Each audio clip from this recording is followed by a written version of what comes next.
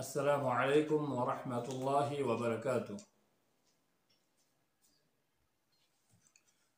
अल्हम्दुलिल्लाहि वहदह वस्सलातु वस्सलामु अला मन ला नबिय्य बअदह, अम्मा बअद।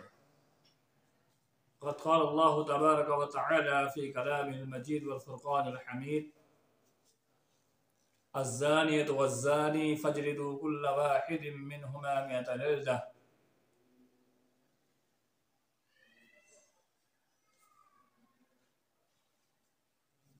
मुहतरम सामिईन व सामिआत, नाज़रीन व नाज़िरात, मकतबा मिसबाहुल इस्लाम यूट्यूब चैनल पर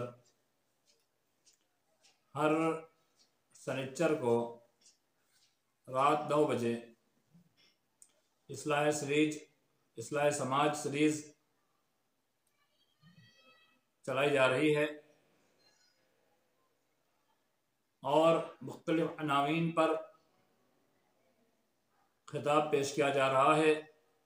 माशरे में चलने वाली बुराइयों को किताब व सुन्नत की रोशनी में बयान करके उसे ख़त्म करने की कोशिश की जा रही है। आज बतारीख़ 18 फरवरी 2023 रात 9 बजे ज़िनाकारी एक अजीम जुर्म है, इस उन्वान पर आपके सामने मैं एहसान इलाही सलफ़ी बिन अहमद मौलवी खिताब पेश करने जा रहा हूँ। यह उन्वान बहुत ही हसास है। माशरे के अंदर चलने वाली कई बुराइयों में ये एक बड़ी बुराई आज हमारे नौजवान के अंदर पाई जा रही है। मेरे इस्लामी भाइयों, ज़िनाकारी ये इंतहाई गलीज़ और इंतहाई बुरा काम है। ये वक्ती लज्जत ज़रूर है, लेकिन इसकी सज़ा बहुत ही भयानक शरीयत ने बतलाई है। अगर कोई जवान ये कहे कि हम अपने जज्बात पर कंट्रोल नहीं कर पाते हैं, तो उसके लिए शरीयत इस्लामिया ने कुछ नुस्खे बताए हैं, उन नुस्खों को अपनाया जाए। एक हदीस के अंदर नबी आखिरुज़्ज़मान सल्लल्लाहु अलैहि वसल्लम ने फरमाया, या मअशर शबाब मन इस्तताअ मिनकुमुल बाअता फल्यतज़व्वज। ए नौजवानों की जमाअत, अगर तुम्हारे पास इस्तिताअत है, तुम में से जिसके पास बाक इस्तिताअत है, बात से मुराद मुफस्सिरीन लिखते हैं, शारिहीन लिखते हैं, एक तो नानो नफ़्क़ा यानी बीवी को खिलाने पिलाने का इंतज़ाम आपके पास हो, और दूसरा बात से मुराद आपके पास एक ख्वाहिशात नफसानी, जो इंसान की ख्वाहिश है, उस ख्वाहिश को पूरी करने की ताकत हो, तो आप शादी कर लो। फल्यतज़व्वज चाहिए कि वो शादी कर लें। फ़इन्नहु अग़ज़्ज़ु लिलबसर। और शरीयत इस्लामिया ने एक बात और कही, फ़इन लम यस्तति, अगर ताकत नहीं है तो रोज़ा रखे। अलैकुम बिस्सौम, तो तुम पर ज़रूरी है कि तुम रोज़ा रखो। यानी बात से मुराद दोनों मकसूद है, लेकिन अगर किसी इंसान के पास क़ुव्वत बाह यानी क़ुव्वत हुकूक, बीवी के हुकूक अदा करने में से क़ुव्वत जिमा और क़ुव्वत जो उसकी फितरी उसका हक है, वो चीज़ के पास मौजूद है। अगर नानो नफ़्क़ा की इसके पास ताकत नहीं है, बीवी को खिलाने की ताकत नहीं है, रखने की ताकत नहीं है, तो आदमी रोज़ा रखे और रोज़ा रख करके वो अपने नफ्स पर कंट्रोल करे। पहला बताया गया कि शादी कर ले, शादी के जरिए से ज़िनाकारी ख़त्म हो जाती है। दूसरा, अगर शादी करने के लिए नानो नफ़्क़ा और उसके पास ताकत और इस्तिताअत नहीं है, तो चाहिए वो रोज़ा रखे, क्योंकि रोज़ा फ़इन्नहु अग़ज़्ज़ु लिलबसर कि उनकी निगाहों को नीचे कर देता है और शर्मगाहों की हिफाजत करता है। और एक और बतलाया शरीयत ने, कुल लिल मुमिनीना यग़ुज़्ज़ू मिन अबसारिहिम व यहफ़ज़ू फ़ुरूजहुम, ए नबी सल्लल्लाहु अलैहि वसल्लम आप मोमिनों से कह दीजिए कि वो अपने निगाहों को नीची कर ले, वो अपनी निगाहों को झुकाकर चले। व यहफ़ज़ू फ़ुरूजहुम, तो उनकी शर्मगाह की हिफाजत हो जाएगी। वक़ुल लिल मुमिनाति यग़ुज़्ज़ुना मिन अबसारिहिन्ना, और औरतों को हुक्म दिया गया कि वो अपनी निगाहें नीची रखे ताकि वहफ़ज़्ना फ़ुरूजहुन्ना, वो अपनी शर्मगाह की हिफाजत कर सके। यानी निगाहों को झुकाए रखना यह शर्मगाह की हिफाजत का जरिया है। वह मालूम हुआ कि ज़िनाकारी का एक और दरवाजा बंद करने वाली चीज वो है अपनी निगाहों को नीचे रखना। और हदीस में आता है, वल ऐनान तज़नियान, आंखों का जीना आंख से देखना है। वल यदान तज़नियान, के हाथों का जीना हाथ से छूना है। और पैर का जीना पैर से चल के जाना है। मुंह का जीना किसी गैर महरम औरत से बात करना है। और आगे फरमाया कि शर्मगाह उसकी तस्दीक करती है। तो गया मालूम हुआ कि इंसान जिनाकारी से बचने के लिए वो कौन कौन से जराए अपना सकता है। उन्हीं जरिए में से एक ये है कि उस जिना जिसे शरीयत ने कहा है उन सारी चीजें रुक जाए। यानी किसी गैर महरम औरत को या किसी गैर महरम औरत किसी गैर महरम मर्द की तरफ अपनी आंखों से ना देखे, उससे बात ना करे, उससे हाथ से ना छुए, उसकी तरफ बढ़ के ना जाए, तो जिनाकारी रुक जाएगी और जिना जैसे बुरे फैल से नौजवान माशरा महफूज हो जाएगा। और भी जिनाकारी से बचने के कई जराए हम सोच और समझ सकते हैं। शरीयत इस्लामिया ने जिनाकारी से बचाने के लिए इंतहाई ज्यादा कई असबाब मुतय्यन के बनाए हैं।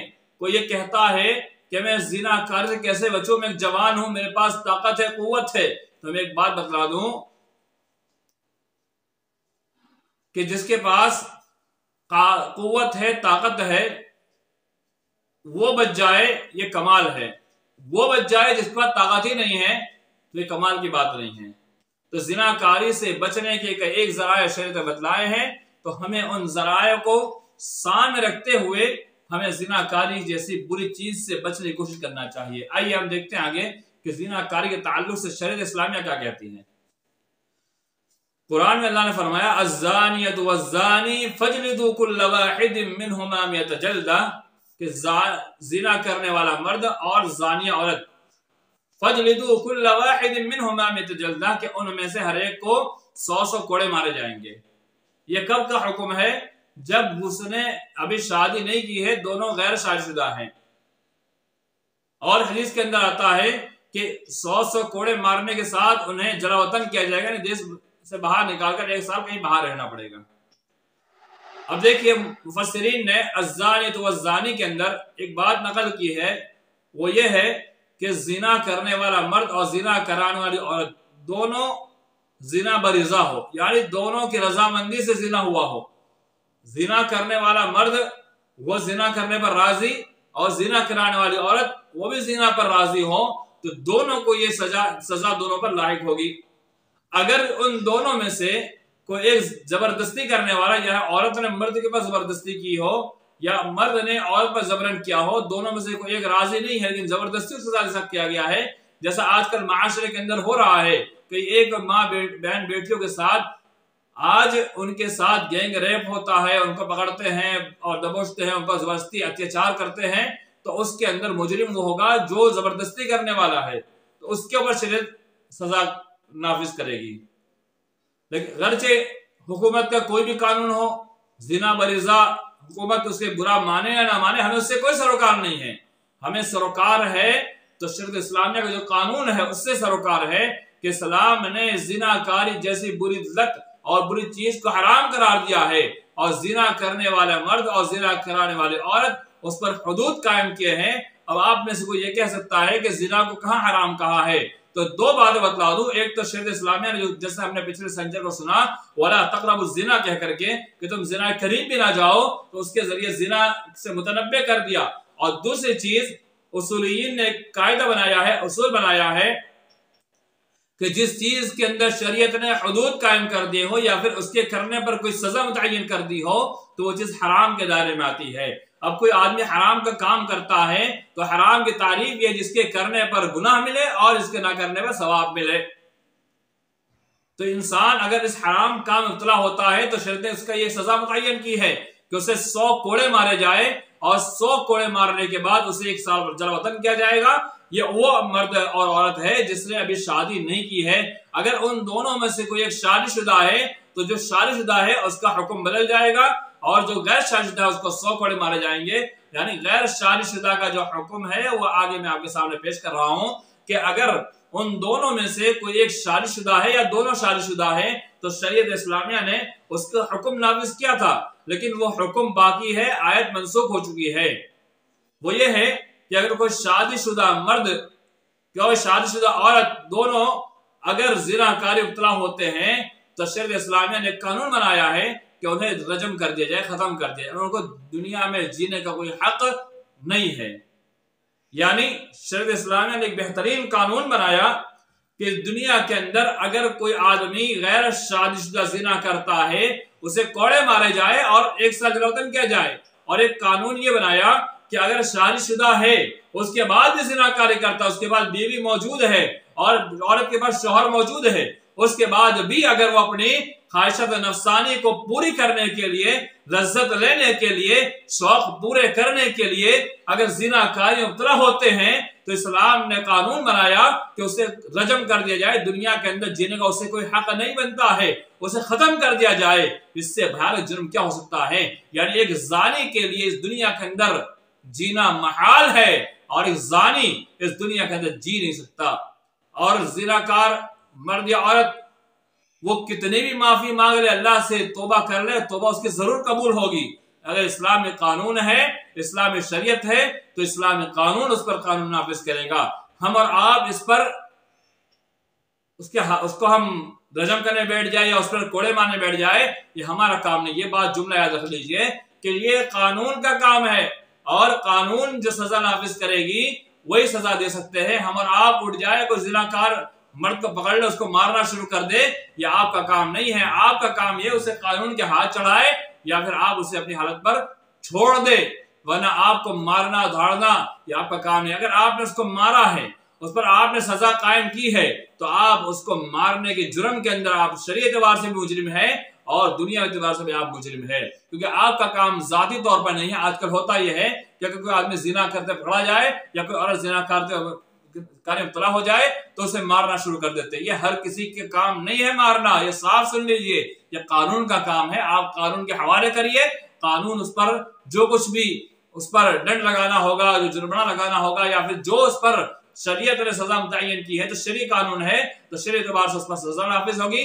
और अगर हम ऐसे मुल्क में जहां शरीयत का कानून नाफिज नहीं हुआ है तो वहां पर हुकूमत और कानून क्या उस पर सजा मुतय्यन करती है, उस एतबार से सजा उसको दी जाएगी। लेकिन यह कानून का काम है, हुकूमत का काम है और कोर्ट कचहरी काम है, जज का काम है, काजी काम है, हमारा काम नहीं है।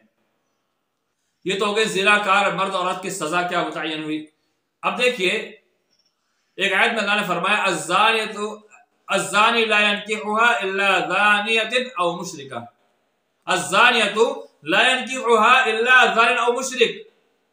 एक जानिया औरत निकाह करेगी सिर्फ जिनाकार मर्द से या फिर किसी मुशरिका से, या जिना करने वाला मर्द वो शादी करेगा जानिया ही से या फिर किसी ऐसे आदमी से जो ऐसी और जो मुशरिका हो। यानी कोई कभी ये हो नहीं सकता कि मर्द ने जिनाकारी की हो, वो सोचे मुझे पाकबाज खातून मिल जाए, ऐसी औरत मिल जाए जो बिल्कुल पाक हो, ये नामुमकिनात में से हैं। यानी कोई इंसान जिनाकार मुब्तला होता है तो उसकी बीवी भी उसको ऐसे ही मिलेगी, क्योंकि शरीयत का उसूल है और शरीयत ने कहा कि जो जिनाकारी में पकड़ा जाए तो उसको किसी पाकबाज औरत के हवाले ना करें, बल्कि माशरे में ऐसी कोई औरत हो जिसने जिना का इर्तिकाब किया हो तो उसके साथ उसकी शादी कराया जाए, बिया कराया जाए। और जिना एक ऐसा जुर्म है कि जिसके ताल्लुक से हदीस के अंदर आता है, नबी आखिर ज़माना सल्लल्लाहु अलैहि वसल्लम ने फरमाया कि एक आदमी जब जिना करता है उसका ईमान उससे उड़ जाता है। यानी एक जानी जब जिना करता है या कोई एक औरत जानिया जिना करवाती है तो ईमान उससे दूर हो जाता है, यहां तक कि वो तौबा कर ले। तो जिना करने के बाद तौबा कबूल होगी, लेकिन जो कानून है वो कानून तो उस पर लागू होगा, उसकी सजा उसे मिलेगी। आइए मैं सहाबा कराम के दौर में सहाबा और सहाबियात का जो वाकया है उसे मैं पेश करते हुए आगे चलूं। हजरत इमरान बिन हुसैन रिवायत करते हैं कि कबीला जुहैना की एक औरत अल्लाह के रसूल सल्लल्लाहु अलैहि वसल्लम की खिदमत में हाजिर होती है, कहती है या रसूलल्लाह, मैंने जिना का काम यानी जिना का जिना मैंने एक ऐसा जुर्म किया है कि जो भयानक जुर्म है और वो जिना मैंने का इर्तिकाब किया है। तो अल्लाह के रसूल सल्लल्लाहु अलैहि वसल्लम ने उस औरत को रजम करवाया। उसके बाद सहाबा कराम से उसके बाद अल्लाह के रसूल सल्लल्लाहु अलैहि वसल्लम ने उस औरत की जनाजा की नमाज पढ़ाई। हजरत उमर और दीगर सहाबा कराम ने एतराज किया, रसूलुल्लाह, ये वो औरत जिसने जिना का इर्तिकाब किया है, क्या आप जानिया के जनाजा नमाज पढ़ाएंगे? तो अल्लाह के रसूल सल्लल्लाहु अलैहि वसल्लम ने फरमाया कि इस औरत ने ऐसी तौबा की है कि अगर उसकी तौबा को मदीना के 70 आदमी पर बांट दिया जाए तो उनको किफायत हो जाएगी। यानी मदीना के 70 इंसान के तौबा करने के बराबर से तौबा की है। तो इस वाक़े से क्या मालूम हुआ कि उस औरत ने तौबा अल्लाह से की है और एक चीज उसने अपने आप को कानून के हवाले खुद कर दिया और फिर भी उसके ऊपर यह सजा आयत हुई। जो शरीयत के जो कानून है वो कानून उस पर नाफिज किया गया। तो उसका कानून अगर शरीयत का कानून उस पर नाफिज कर दिया गया, सजा उसको मिल गई, तो गोया कि उसकी तौबा अल्लाह रब्बुल आलमीन कबूल कर लेगा और अब वो गुनहगार में शुमार नहीं होगी, बल्कि अल्लाह ताला उसे माफ कर दिया तो हम और आप कोई नहीं होते उसके खिलाफ आवाज उठाने वाले। एक और वाक़या हज़रत बुरैदा रिवायत करते हैं कि हज़रत माइज़ बिन अस्लमी रज़ियल्लाहु तआला अन्हु अल्लाह के रसूल सल्लल्लाहु अलैहि वसल्लम की खिदमत में आते कहते हैं, या रसूलल्लाह, तहहिरनी, मुझे पाक कर दीजिए। अल्लाह के रसूल सल्लल्लाहु अलैहि वसल्लम ने कहा कि जाओ इस्तिग़फ़ार करो, जाओ तौबा इस्तिग़फ़ार करो। हज़रत माइज़ फिर दोबारा आते हैं, कहते हैं रसूलल्लाह पाक कर दीजिए। तीसरी बार भी आते हैं, पाक कर दीजिए। अल्लाह के रसूल सल्लल्लाहु अलैहि वसल्लम 3 मरतबा ऐसे लौटा देते हैं कि जाओ इस्तिग़फ़ार करो, इस्तिग़फ़ार करो। हज़रत माइज़ चौथी मरतबा आते हैं तो अल्लाह के रसूल सल्लल्लाहु अलैहि वसल्लम बाद सहाबा को बुला के कहते हैं, इसका देखो दिमागी तवाज़ुन तो सही है। तो सहाबा कहते हैं इसका दिमागी तवाज़ुन सही है। कहा देखो इसे शराब तो नहीं पी रखी है? कहा नहीं। अल्लाह सहाबा सुन कर कहते हैं अल्लाह के रसूल, उन्होंने शराब नहीं पी रखी है। फिर अल्लाह के रसूल सल्लल्लाहु अलैहि वसल्लम ने उनको रजम करवा दिया। उनके बाद सहाबा कराम में 2 गिरोह बन जाता है। बाज सहाबा कहते हैं कि माइज़ हलाक हो गया, बाज कहते हैं नहीं, माइज़ ने ऐसी तौबा की है क्योंकि उसने अल्लाह के रसूल के पास खुद को पेश कर दिया और अपने आप को रजम करवाया। तो अल्लाह के रसूल सल्लल्लाहु अलैहि वसल्लम को 1-2 दिन बाद आते हैं, सलाम करते हैं, सहाबा कराम के दरमियान बैठते हैं और कहते हैं माइज़ के लिए तौबा इस्तिग़फ़ार करो, क्योंकि माइज़ इसने ऐसी तौबा की है, ऐसी तौबा की है, अगर इसकी तौबा को एक उम्मत पर तकसीम कर दिया जाए तो पूरी उम्मत को काफी हो जाएगी। बड़ा मालूम हुआ कि इनकी तौबा कितनी आला किस्म की है। एक तो अपने आप को अल्लाह के रसूल के पास पेश कर देना और उसके बाद 3 बार मोहलत मिल जाने के बावजूद भी वापस आकर कहना, रसूलल्लाह मुझे आप मेरे पर हद कायम कीजिए। तो एक और वाकया बहुत मशहूर वाकया है। एक औरत आती है, वो कहती है रसूलल्लाह मुझे पाक कर दीजिए। तो अल्लाह के रसूल सल्लल्लाहु अलैहि वसल्लम ने कहा कि जा तौबा कर, इस्तिग़फ़ार कर। तो औरत कहती है कि या रसूलल्लाह, जैसे आपने माइज़ को लौटाया वैसे आप मुझे भी लौटा रहे हैं, मुझे भी आप भेज रहे हैं। अल्लाह के रसूल सल्लल्लाहु अलैहि वसल्लम ने फरमाया कि तेरा और माइज़ के दरमियान क्या मामला है? वो औरत कहती रसूलुल्लाह कि मैं माइज ही से मेरा ये मैं जो हमल से हूं और मेरे पेट में जो बच्चा है ये माइज से है। तो अल्लाह के रसूल सल्लल्लाहु अलैहि वसल्लम ने बाद सहाबा को बुलाया और सहाबा से कहा कि जाओ इस औरत को ले जाओ, इसकी परवरिश करो, जब बच्चा पैदा हो जाए तब लेकर आना कि इसके पेट में बच्चा है। कबीला जुहैना की औरत को भी ऐसे मोहलत दी गई थी कि बच्चा पैदा होने तक, क्योंकि पेट में जब बच्चा रहे तो उस औरत पर हद कायम नहीं की जा सकती। क्यों कि उस औरत पर हद कायम करने से अगर वो मर गई तो पेट में जो बच्चा है वो बच्चा ही मर जाएगा और एक कत्ल का जुर्म बन जाएगा, क्योंकि एक जान को मारना भयानक जुर्म है बिला वजह बगैर हक के। तो हरते वो औरत आती है और कहती है, यानी जब वो बच्चा पैदा हो जाता है उसको औरत आती है और कहती है रसूलुल्लाह मैंने बच्चा पैदा कर दिया है। तो अल्लाह एक हदीस के मुताबिक कि वो बच्चा अंसारी सहाबी को दे दिया जाता है, फिर उस औरत को रजम कर दिया जाता है। और एक रिवायत के मुताबिक कि उस औरत को और मोहलत दी जाती है कि बच्चा भी दूध पी रहा है, जाओ उसको दूध पिलाओ, जब इसका दूध छूट जाएगा तब उसे लेकर आना। तो वो औरत 2 साल दूध पिलाने के बाद उसके हाथ में रोटी का टुकड़ा लेकर के पहुंचती है और उस रोटी का टुकड़ा दिखाकर कहती है रसूलुल्लाह ये बच्चा दूध छोड़ चुका है, अब ये लड़का खाने के लायक हो गया है। तो अल्लाह के रसूल साहबा से कहते हैं गड्ढा करो, उसमें गले तक उसको डाला जाता है, उसको उस पर पत्थर मारे जाते हैं। तो खालिद वलीद का पत्थर जब लगता है तो खून के छींटे उनके मुंह पे उड़ते हैं, तो खालिद वलीद बुरा भला कहने लगते हैं। तो अल्लाह के रसूल सल्लल्लाहु अलैहि वसल्लम ने कहा खालिद महलन या खालिद छोड़ दो, बुरा भला मत कहो, इस औरत ने ऐसी तौबा की है, अगर उसकी तौबा को एक टैक्स देने वाला तौबा कर ले तो उसकी भी कबूल कर ली जाएगी। तो आप गौर कीजिए इन वाकयात से क्या मालूम होता है कि इंसान जब तौबा करता है तो अल्लाह ताला उसकी तौबा जरूर कबूल करता है, लेकिन अगर वो मुजरिम है, कानून को तोड़ा, हुदूद को पामाल किया है, तो इस्लाम कानून अगर है तो उस पर यह हुदूद कायम किए जाएंगे, लेकिन तौबा की है तो अल्लाह ताला उसको जरूर माफ करेगा। और एक बात इन वाकयात से मिलती है कि सहाबा और सहाबियात के अंदर देखिए गुनाह का एहसास कितना था कि गुनाह करने के बाद वो कभी भी उस पर अड़े नहीं रहते थे, बल्कि फौरन अल्लाह के पास रुजू करते थे, तौबा इस्तिगफार करते थे। तो जो भी मेरे नौजवान दोस्त, मेरे नौजवान अहबाब जो जिनाकार इब्तला हो चुके हैं, उन्हें चाहिए कि अल्लाह से तौबा करे। जो औरतें जिनाकार इब्तला हो चुकी हैं, उन औरतों को चाहिए अल्लाह ताला से तौबा इस्तिगफार करे, अपने गुनाहों की माफी तलाफी करे, इस बुरे जुर्म से अल्लाह से माफी तलाफी करे।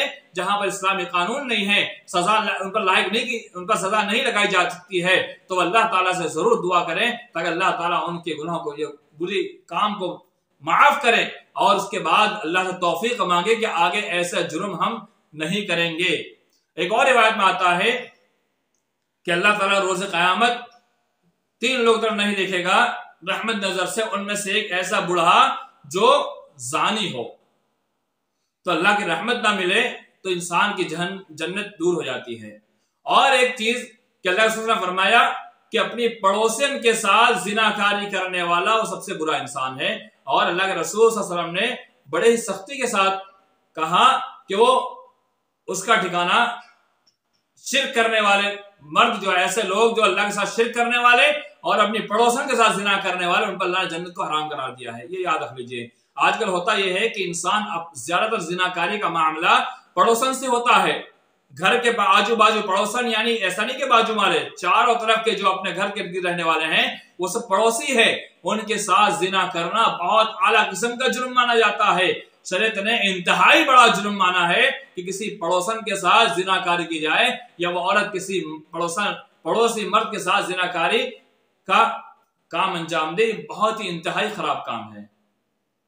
और शरीयत इस्लामिया ने औरत की हिफाजत के लिए सारे कानून बनाए हैं। बाज अहबाब जो है, जो सेकुलरिज्म टाइप के हैं, या फिर उनके अंदर ऐसा खोपड़ा बना हुआ है कि वो इस पर एतराज करते हैं कि इस्लाम ने कौन सा कानून बनाया, ये बनाया वो बनाया। इस्लाम ने ये कानून बना करके औरतों की इज्जत और औरतों की हिफाजत के लिए, उनकी इज्जत और नामूस को महफूज रखने के लिए ऐसे कानून को बना करके उनकी इज्जत रखी है। आजकल जिना, ज्यादातर औरतें जिना मुब्तला हो रही, इसकी एक वजह और भी है। वजह क्या है? भूखमरी, बेवा हो जाती है, मुतल्लका हो जाती है। अब माशरे के अंदर उसके साथ शादी करने वाला कोई नहीं होता। उनके साथ शादी बुरा माना जाता है। मैं मौलाना अबू रिजवान मोहम्मदी, एक बड़े जय्यद आलिम, जामिया मंसूरा मालेगांव के बड़े उस्ताद थे, अभी फिलहाल वो मुंबई के अंदर पढ़ाते, उनकी वीडियो सुन रहा था। उन्होंने कहा है वो औरतें जो अपने शोहरों को दूसरी शादी करने से रोकती है वो मुर्तद है। क्यों? कहा वो कुरान के हुक्म का इनकार करती है। कुरान के एक आयत के हुक्म का भी इनकार कर दे, एक आयत का इनकार करने वाली औरत मुर्तद मानी जाएगी। जिसने कुरान के किसी भी हुक्म को नहीं माना, इस्लाम के किसी भी हुक्म को ठुकराया, वो औरत मुर्तद है, यानी दार इस्लाम से खारिज हो जाती है, वो कुफ्र कर बैठती है। तो एक औरत ये चाहती है कि मेरा शौहर दूसरी शादी ना करे, तो वो औरत मुर्तद है, वो इस्लाम के कानून को तोड़ती है, इस्लाम के ज़ाब्ते को तोड़ती है। और किसी भी औरत के लिए जायज नहीं है कि अपने शौहर को दूसरी शादी से रोके, और किसी भी शौहर को अपनी बीवी से इजाजत लेने की जरूरत नहीं है। कुछ बीवियां ऐसे नालायक किस्म की होती है जो अपने शौहर से वादे लेती है, और शौहर से वादा लेती है कि तुम दूसरी शादी कभी नहीं करोगी। ऐसी औरत पर लानत हो। ऐसी औरत को अपनी इस गलती को सुधारना चाहिए, अल्लाह से माफी तराफी करनी चाहिए। अगर वो बेवा हो गई, मुतल्लका हो गई, तो उसका भी यही हशर होगा जो हशर दूसरी मुतल्लका और बेवा औरतों का हो रहा है कि वो बेचारी परेशान है, भुखमरी की शिकार है, और आज भुखमरी की वजह से जिनाकारी पर मुब्तला है, और जिना जैसे बुरे काम को वो अंजाम दे रही है ताकि दो रोटी मिल जाए। माशरे के अंदर जो अल्लाह ने जिनको माल दे रखा है, वो अल्लाह के वास्ते ऐसी औरतों पर नजर रखे, और उनके ऊपर आप अल्लाह ने जो माल दिया है अल्लाह के वास्ते बिला उससे आप कोई मकसद के आप उस पर खर्च करें तो आपका बहुत भला होगा। और अगर ऐसे मुतल्लका और बेवा औरतें जो शादी काबिल है उनको शादी करवाए। अगर कोई मर्द दो शादी करना चाहता है वो जरूर ऐसी औरतें शादी करे, बड़ा उनको एक तो घर मिल जाएगा, सहारा मिल जाएगा। और हमारे पास ऐसे सवालात आते हैं, मैं इतने सवाल बता नहीं सकता। कई औरतें ऐसा कहती हैं कि हम अपने नफ्स पर कंट्रोल नहीं कर पाएंगे, यानी वो औरत डायरेक्टली सवाल करती किसी मर्द के जरिए से, उनके घर में कोई होता है, वो कहते हैं हम अपने आप पर कंट्रोल नहीं कर पाएंगे तो क्या किया जाए। उसका एक ही हल है, शादी करे। एक ही हल है, वो शादी करे। चाहे मुतल्लका मर्द यानी जो तलाकशुदा मर्द है वो किसी तलाकशुदा औरत से शादी करे, बेवा से शादी करे, या फिर मर्द हजरात को इस्लाम ने 1 से 4 औरत रखने पर हुक्म दिया है तो वो 2 करे, 3 करे, 4 करे। किसी भी माशरे की औरत को इस पर तंज करने की इजाजत नहीं है, उसको बोलने का कोई हक नहीं है। अगर वो बोलने की जुर्रत करती है, वो सोचती है कि नहीं मेरा शौहर एक ही शादी करे, मैं नहीं पसंद करती हूं, तो इस्लाम ने ऐसी औरत से कहा है कि अपनी मनमानी और अपने ख्वाहिश को पालते हुए और अपने आप को वो पता नहीं क्या समझते हुए अगर वो दूसरी शादी करने से अपने शौहर को ये कहती है कि मैं पसंद नहीं करती हूं, या वो नाक चढ़ाती है, या बुरा समझती है, या वो गलत कदम उठाती है, या वो कॉर्नर कचेरी के चक्कर लगा करके अपने शौहर को परेशान करना चाहती है, तो ऐसी औरत का दायरा इस्लाम से खरूज हो जाता है, क्योंकि वो इस्लाम के कानून को नापसंद करती है, इस्लाम के एक हुक्म को नाफिज करने को नापसंद करती है, और इस्लाम का बेहतरीन निजाम को नापसंद करती है। जो औरत इस्लाम को नापसंद करे, इस्लाम के कानून को नापसंद करे और इस्लामी तौर तरीके को नापसंद करे, तो ऐसी औरत इस्लाम के दायरे में रहने के काबिल ही नहीं है। ऐसी औरत दायरे इस्लाम से खारिज हो जाती है, मुर्तद के हुक्म में आ जाती है। घर से मेरी माए बहनें जो सुन रही है और मेरी बहुत सारी बहनें औरतें सुन रही है, अगर इस बात को लेकर के वो अगर ऐसा काम कर रही है, अल्लाह के वास्ते माफी तराफी करें, अपने आप को दायरे इस्लाम में दाखिल करें, वरना आपका अंजाम बहुत बुरा होगा। आप ये सोचते हम बड़े बड़े नमाजें पढ़ती हैं, हम सब कुछ कर रहे, लेकिन अल्लाह के वास्ते आप अगर ऐसा जुर्म करती है, आपकी नमाज ऐसी कैसी रह जाएगी, आप मुजरिम करार दिए जाओगे और आपकी जन्नत छीन ली जाएगी, और एक मुर्तद का जो ठिकाना है वो ठिकाना आपका बन सकता है। तो ऐसे माशरे के अंदर से जिना की जैसी बुरी लत को खत्म करना हुआ है तो मुतल्लका और बेवा औरतों को शादी कराई जाए, नौजवान मर्द जैसे जवान हो जाए उन्हें शादी करवा दी जाए, और मर्द हजरात शादी में ताखिर ना करें। और एक बुरी लत जो है जिनाकारी को बढ़ावा देने वाली, वो माशरे के अंदर मर्द हजरात की जानिब से सोने का चढ़ावा 3-3, 4-4, 5-5, 6-6 तोला सोना चढ़ाना। अगर इस्तिताअत है जरूर दे, नहीं है तो एक लोखंड की, लोहे की अंगूठी पर भी अल्लाह के रसूल सल्लल्लाहु अलैहि वसल्लम ने निकाह करवाया है, या बाज सूरतों को याद करवाने पर भी निकाह करवाया है। अगर उसके पास नहीं है तो कुरान का वो हाफिज है, कुरान जानता है, तो बीवी को कुरान सिखा दे, ये भी इसकी महर बनाई है। और औरतों की और मर्द हजरात औरत से जहेज का मुतालबा करना, ये देंगे वो देंगे फला देंगे तभी शादी करेंगे वरना नहीं करेंगे, ये भी जिनाकारी को बढ़ावा देने का एक जरिया है। दोनों हाथ ताली बचती, खास नहीं बचती है, गलती दोनों तरफ से है, इधर से भी है, दोनों तरफ से जुर्म हो रहा है, तभी जाकर मामला खराब हो रहा है।